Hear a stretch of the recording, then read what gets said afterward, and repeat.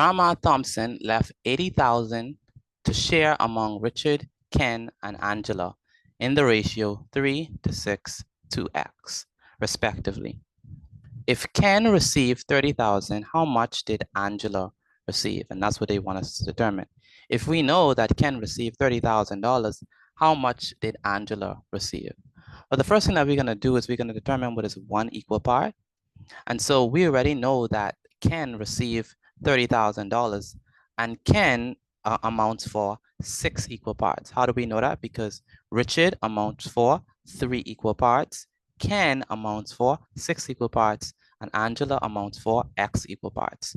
And so we know that Ken, right? Ken, if we know the amount that Ken has, that amount equals 6 equal parts. And so his amount is $30,000. And so we're going to divide that by 6. And so that means that 30,000 divided by 6 is going to give us 5,000. So one equal part is going to be $5,000.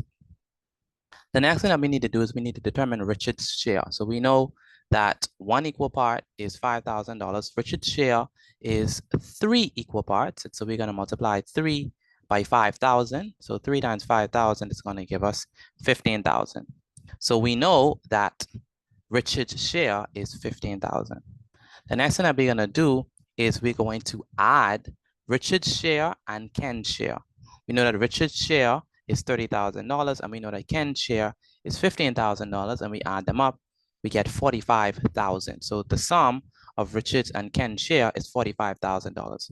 But we want Angela's share. We want to know how much money did Angela receive? Well, the total that Grandma Thompson left over, or the total that Grandma Thompson left was $80,000. And so if Richard and Ken's share is 45,000, then in order for us to get Angela's share, we have to subtract. So we have to say 80,000 minus 45,000. Again, 80,000 minus 45,000. And that's going to give us 35,000. And so that means that the amount that Angela received was $35,000. The next question says, give the ratio for Richard, Ken, and Angela in simplest form.